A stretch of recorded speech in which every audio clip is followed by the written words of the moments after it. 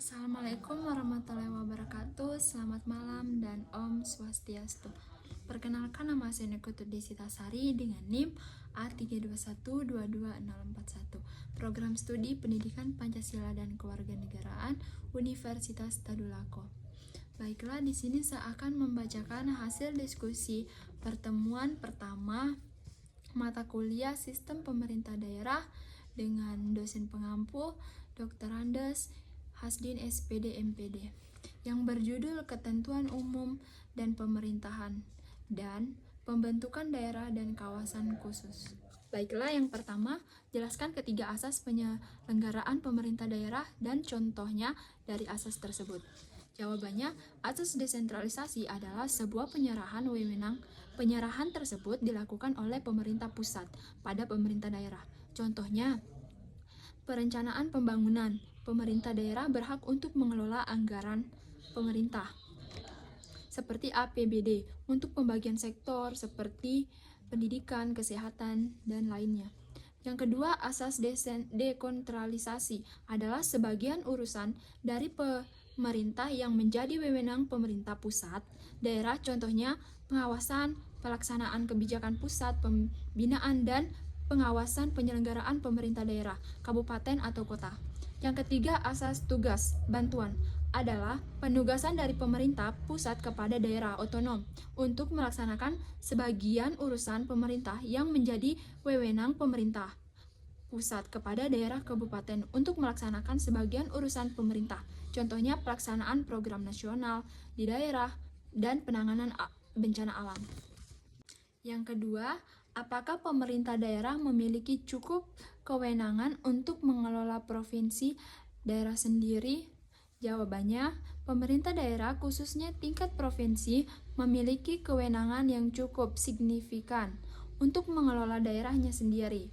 Namun, kewenangan ini tidak bersifat mutlak dan dibatasi oleh peraturan perundang-undangan yang lebih tinggi serta kewenangan pemerintah pusat. Yang ketiga, apakah pembentukan daerah otonom selalu efektif dalam meningkatkan kesejahteraan masyarakat? Jawabannya, bentuk daerah otonom tidak selalu efektif dalam meningkatkan kesejahteraan masyarakat.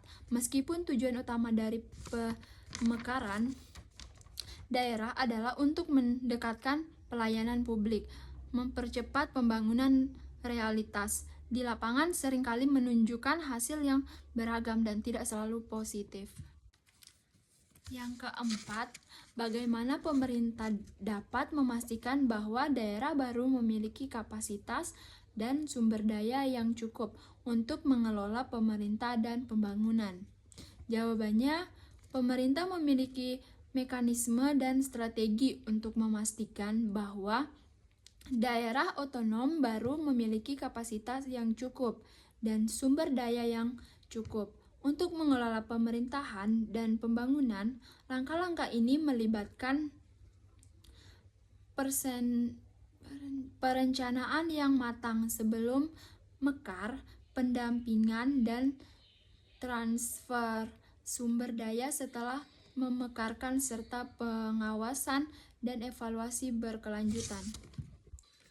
Yang kelima, jelaskan yang dimaksud dengan urusan absolut, urusan konkuren, urusan umum, serta berikan contohnya. Jawabannya, urusan absolut adalah urusan pemerintah yang sepenuhnya menjadi kewenangan pemerintah pusat. Pemerintah daerah tidak memiliki kewenangan dalam urusan ini. Contohnya politik luar negeri, pertahanan, agama, dan keamanan. Yang kedua, urusan konkuren adalah urusan pemerintah yang dibagi antara pemerintah pusat dan daerah.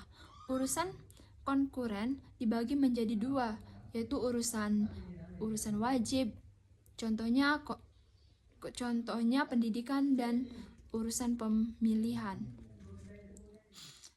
Yang ketiga, urusan umum adalah urusan pemerintah yang menjadi kewenangan presiden sebagai kepala daerah pemerintah. Kewenangan presiden dilaksanakan di daerah oleh wakil.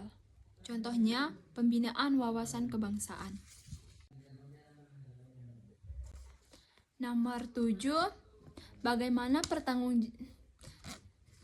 Nomor 7, Bagaimana pertanggungjawaban pemerintah daerah terhadap masyarakat yang berkaitan dengan pengelolaan sumber daya alam? Jawabannya, pertanggungjawaban pemerintah daerah dalam pengelolaan sumber daya alam merupakan wujud komitmen terhadap transparansi, akuntabilitas, efektivitas, dan penegakan hukum.